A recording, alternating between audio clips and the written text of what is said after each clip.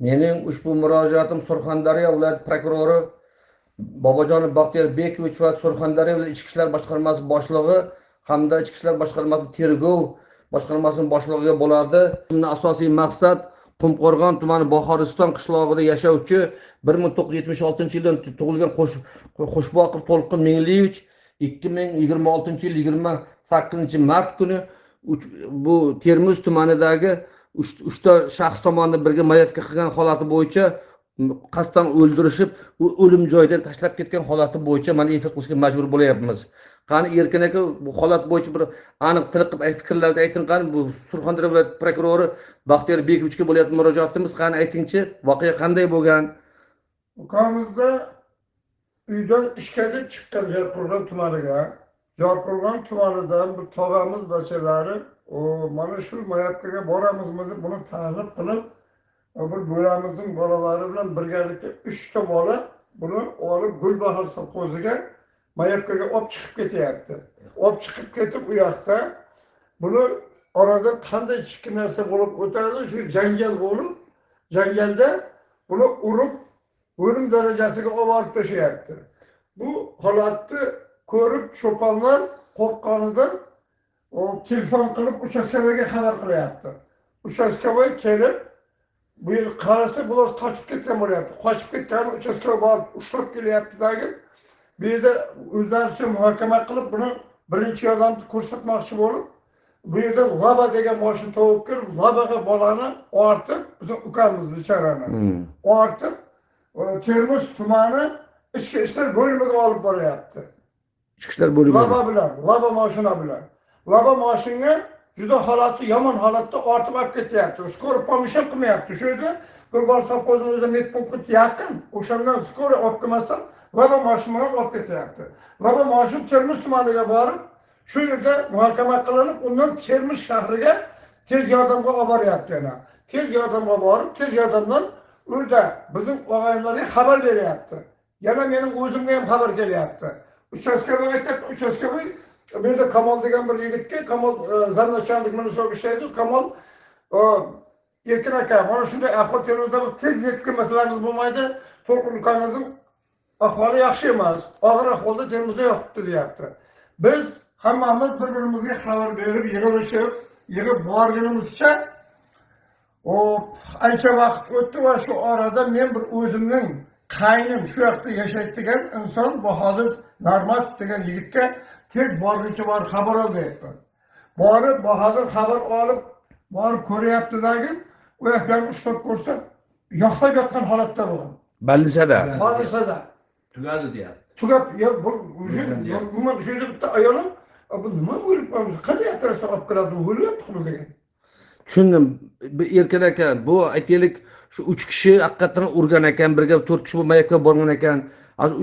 3 kishidan necha kishi qamoqda, necha kishi ozodlikda hozir? 2 kishi qamoqda, 1 kishi ozodlikda. Sababi nima? Abdullayev Qurbonov Abdullah degan yigit, laqabi Apache. Bu inson bu Sangardakdan o'zini ko'rsatyapti, men qanday yuribman deb. Biz bu narsani mening ukamni o'ldirib qo'yib, bizim olov ichimizga olov yoqib, u yoqdan turib bizga o'zini ko'rsatayotgani bu juda ham shubhali narsa bo'lib tuyulyapti. Nima uchun u ozodlikka chiqqan, nima haqqi bor? Tushunarli. Undan tashqari, Soat Murat aka, siz aytaylik o'sha ukamiz To'lqin ukamizni voqea joyida urib, o'ldirib qochib ketgandan keyin o'sha paytda siz To'lqin ukangizning tirik yoki o'lik ekanligi holati bo'yicha bir qanday fikrdasiz? Endi bu fikrda gapiradigan bo'lsam, bu yerda bu bola o'lganligi qandaydir bizga aniq ma'lumot shunchalik ma'lum bo'lyaptiki, bunday voqea bo'libdi degandan keyin shu bola tirikmi, o'likmi, shuni telefon qilib bil dedim. Bu yerda bola o'zi cho'pon aytyaptiki, bu yoqqa qimirdatsam ham joni yo'q, bu yoqqa qimirdatsam ham joni yo'q degan masalani qo'yyapti-da, o'sha o'lgan edi degan fikr aytyapti. Undan tashqari o'sha ikkita barmog'ini ip bilan bog'lab qo'yib degan holat bo'yicha qanday o'zingiz anaqa aytasiz? Endi buni men albatta o'zim bu yerda ko'zim bilan ko'rganim yo'q, lekin ukalar bu yerdagilar bor, oyoqda ikkita katta baylab qo'ygan holat bo'lgan. O'sha narsa bo'lgan. Bola Bahadur degan bo'lamizga medsestra bilan bir vrach bu bola o'lib tamom bo'lgan-ku, buning egalari bormi? Buni olib ketinglar degan gap so'zlar ham bo'lgan uyda. Bu o'lganligi u tayoq yegan yerda bola o'zi jordan tushib ketganda qabirga sinib, yurakni teshib, ikki quloqdan qon kelib o'zi shu yoqda tamom bo'lgan. Больницаga kelib o'ldi, o'ldiga chiqaryapti. Buyuklar haqiqat emas-da bu. 20 metrlik chuqurlik joyga qaylatgan. 17 metr men o'lchab ko'rdim. 17 metrlik chuqurga tashlaganini o'lchab ko'ryapman. 17 metr chiqdi. Qovurg'asi sinib yurak keshib o'tgan degan gapni ham gapiryapsiz. Bu holat qanday? Bu hozir mana ukamiz manakay. Bular shu yerda yuvgan paytda o'sha suyak, unday nima qilsa o'sha bosilib mana rasmda ham ko'rinib turibdi. Bosi o'ylab yotibdi suyak, orqani suyak bu yoqdan bossa u yoqqa qimirlaydi. Shu holatlar ko'rilyapti. Bu Soatmurod aka, Erkin aka, opa, bu Mahmudjon o'sha joylarda o'sha birga ayollar ham yakunda bor bo'lganligi, ayol bu 4 kishi o'rtasida ayollar bilan talashib ketganligi, ayollarni tan jarohati olib tez tibbiy yordamga yotqizilgan masalalar bo'yicha ham mish-mishlar eshityapmiz. Bu holat bo'yicha nima deb izohlaringizni aytasizlar? Ayollarni endi bor deyapti. Chunki qamoqda o'tirgan Choriyib Xalmamat ayollarning nimasini chiqarmanglar sesini, chiqarsalaring jinoyat chuqurlashib ketadi. Aytmanglar ularni deb yashiryapti ularni. O'shani Ayollarni iloji bo'lsa tovib talabani uchun chiqarish kerak-da. Rahmat. Undan tashqari shu ayollar bilan shu ayollar o'rtasida bo'lgan telefon so'zlashuvlar ham bor ekan. Buni tergovga taqdim etdilaringizmi? Taqdim etganimiz yo'q hali. Endi tergov bir marta chaqirdi. Shuni taqdim etmoqchimiz. Zapislari bor. Arzaga kiritilgan hammasi. Arza yozgan paytda shu arzaga qizlarning hammasini kiritganmiz. Bu undan tashqari bu Erkin aka, bu hozirgi bugungi kuchlar bilan hisoblaydigan bo'lsak 40 kundan oshibdi bu To'lqin akamiz vafot etgani bo'yicha. Tergov ishlari qanday ketyapti? Sizlar qanoatlantiryaptimi tergov ishlari? Shu bo'yicha ham bir aytingizlar qani? Tergov bir marta borib, Uchquzilda borib edik, tergovchi bizni kirgizib suhbat o'tkazdi. Hali dedi bu ishlarni upravleniyaga borgandan keyin kimga berishim noma'lum dedi. Bir o'zim xabar beraman dedi. O'shandan keyin buni Termizga o'tkazgan ekan upravleniyaga. Termiz upravleniyaga o'tkazib, upravleniyada boshqa bir tergovchi, Parda degan yigitga tergovchiga bergan ekan. Parda degan tergovchi shu orada qandaydir otpuskaga chiqqanmikan, dam olishga chiqib ketib. Demak tergov cho'zilyapti. Tergov cho'zilyapti. Maqsadi bu nimaga cho'zilyapti? Biz uchun endi u noma'lum, balkim otpuskasi haqiqatan ham kelgandir. O'shanga cho'zilyaptimi? Undan tashqari bu Soatmurod aka, bu sizlar aytyapsizlar shu 40 kun davomida tibbiyot meditsina ekspertizasini qo'llariga tegmaganligi, ukalaringizning aynan nima sababdan vafot etganligi bo'yicha ham ekspertiza yo'qligi bo'yicha norozilik bo'lyapsiz. Shu bo'yicha nima deysiz? Opajon, ekspertiza xulosasini ko'rdingizmi? Ekspertiza xulosasini ko'rganimiz yo'q. Shu kuni ekspertizaga olib borib, ekspertiza qilganda ham soat 4 da o'ldi deb meni chaqirdi vrachlar. Kirdim. Opa, agar yuragini bosamiz, yuragi ishlab ketsa sizlarning baxtlaringiz, ishlamasa xudodan dedi. O'zi yuragini bitib massaj qilyapti, ustida plastina otilib ketdi, ikki bosh barmoq baylovli ekan. Biz shunchalik shokka tushgan edik-ku, hatto ukamga biranta tez yordam ko'rsatilmadi. Biranta kuchukal, osmoqal, ya qon qilyapmiz deb bizga qancha dori-darmon yozib beryapti. Dori-darmonni shaxsan o'zim qo'lim bilan necha marta artib berdim, lekin biranta ukalam qilmadi, osma ukalam bermadi, qon ukalam bermadi. Demak shu gaplaringizdan kelib chiqib, ukangiz o'sha paytda vafot etganligi to'g'risida bir shubha bormi? Shubham bor. Yurakni ishlatib qo'yganda deb ishlaydi, qo'llarim to'xtab yotgan edi.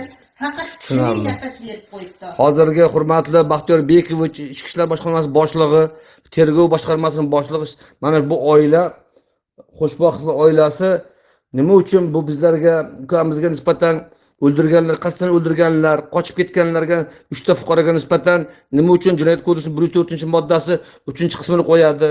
Nima uchun 97-moddasini o'ta og'ir shafqatlash, odam o'ldirish qo'ymaydi degan noroziliklar ham bo'lyapti. Shu bo'yicha nima deysiz Soatmurod aka? Endi bu narsani gapiradigan bo'lsam, endi albatta biz birinchidan qonunni hurmat qilganimiz. Albatta qonun egalari haqiqat bilan shunday gruppovoy bo'lgandan keyin 104 bilan ishni boshlagan bo'lsa 97 bilan bu narsani ishni ko'rib borish kerak edi aslida. Bu yerda ko'p narsalar qandaydir yashirin holatda, qandaydir korrupsiya rol o'ynayaptimi? Bu yog'i bizga yomon narsa bo'lib qolyapti. Haqiqat bo'lsa bu bizda haqiqat rol o'ynasa 97 bilan ish ko'rib borish kerak aslida. Bu Soat Murod aka asosiy shu jinoyatchilardan uchinchisi bo'lgan bu Qurbonov Abdulla deyishlaringiz ochiqda yuribdi ekan. Shu holat bo'yicha ham sizlar norozilik bormi? Bu fikringizni ayting qani? Endi bu Qurbonov Abdulla Sinadami? Sangardakda ko'rdingmi? Qo'limdan nima keldi deganday o'zini ko'rsatib, shunday harakatlarni videoga chiqarib, mana shu yuribman, odam o'ltirsam ham hech kim hech narsa qila olmadi deganday o'yinlarni ko'rsatib, O'sha aytgan o'sha videolar sizda taqdim eta olasizmi tergovga? Surxondaryo viloyat prokurori telefonimda Livoyga taqdim etaman. Undan tashqari Soat Murod aka aytgan mana sizlar hozir ayollar bor ekanligi to'g'risida, ayollarning to'g'risida bu erkaklar o'rtasida ayollar talashganligi, shuni oqibatida janjal kelib chiqqan, shuni oqibatida jinoyat sodir bo'lganligini shubha gumonman qarayapsiz. Aytaylik, mana Surxondaryo viloyat prokurori Baxtiyor Bekovich ishga haqiqatan adolatli prokuror ishga to'g'ri ko'z bilan qaraydigan bo'lsa, siz shu ayollarning suhbatini qo'limda bor dalil keltira olasizmi? Endi biz harakat qilyapmizki, qo'limizdan kelganicha o'sha tomondagi qizlarning bittasini topdik-da, Lola degan qizni, undan yaxshi gap bilan shunday bo'lgan narsalarni so'radik. Mana mening qo'limda zapis bor. Hamma narsani prokurori eshitaman, boshqasimi, hammasini shu zapisni qo'yib berilaman. Unga dalilim shu meni. Tushunarli. Endi hurmatli Baxtiyor Bekovich, Ichki ishlar boshqarmasining boshlig'i, hurmatli polkovnik, mana bu sizlar o'zlaringiz Xo'shboqib To'lqin Mengliyevlarning oilasi, aka-ukalarining bo'layotgan shaxsan sizlarga bo'lgan iltimosnomalarni eshityapsizlar.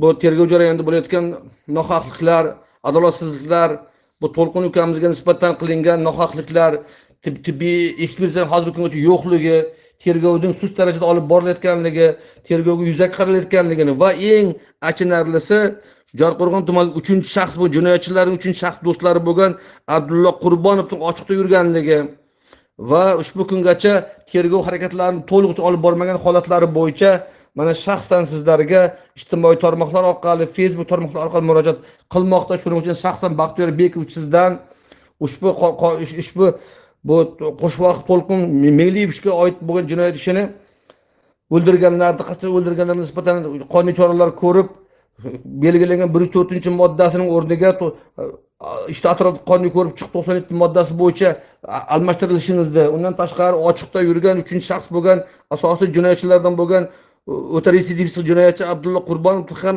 zudlik bilan ehtiyot chorasi sifatida qamoqqa olishingizni mana shu oila tomonidan so'rab iltimos qilyapti. Shuning uchun hurmatli Baxtiyor Bekovich, asosiy ishonchimiz sizdan.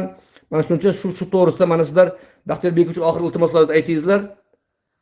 Biz qonunni hurmat qilamiz. Shuning uchun ham mana 1 oydan o'tib ketdi. 40 kundan oshyapti. 40 kundan oshib ketdi. Uni bir ekspertiza qilish kerak edi qayta. Shu qonunni kutib o'tiribmiz. Qachonki bir adolat qaror topardi. Adolat Soat Murod aka. Endi agar adolat haqiqat bo'lsa, bizning O'zbekistonimizda bu narsa hech tushunib bo'lmaydigan darajaga olib qolyapti. Tushunarli. Erkin aka, viloyat prokuroridan nima so'raysiz? Men shu viloyat prokuroridan shu adolat kelib yuzaga chiqishini, undan keyin bizlar borgan vaqtimizda shu ekspertiza xulosasini so'ragan vaqtimizda ko'rsatilmayapti. Mana oradan 40 kun vaqt 40 kun o'tib ketyapti, lekin bu ertangi kunda bu nimaga cho'zilyapti sababini bilmayman. Xuddi shunday. Qayta ekspert qilamiz desa, bu xulosani ertaga qila olamizmi, yo'qmi, bu narsa Allohga.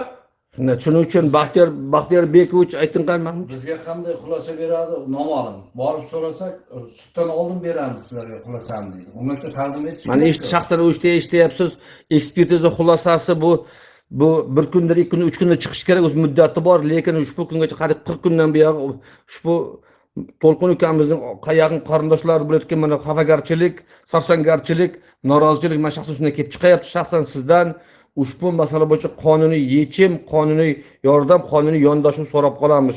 Hamma ishimiz, ishonchimiz hammasi Baxtiyor Bek shaxsan sizdan bo'ladi va sizga ushbu holat bo'yicha ijtimoiy tarmoq orqali o'zimizning tarmoqlar orqali iltimoslarimizni, talablarimizni yetkazamiz. Shuning uchun biz faqat adolatli yechim, adolatli qonun, adolatli yondosh kutib qolamiz Baxtiyor Bekovich.